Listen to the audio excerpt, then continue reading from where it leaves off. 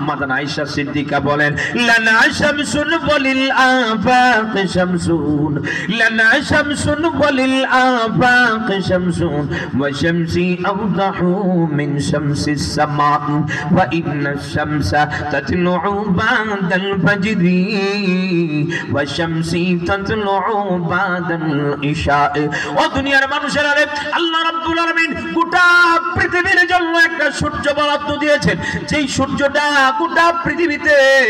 সকাল হওয়ার পর পূবাকাশে দেখা যায়। আমার জন্য আমার রব এমন একটা সূর্য বরাদ্দ দিয়েছেন, যেই সূর্যটা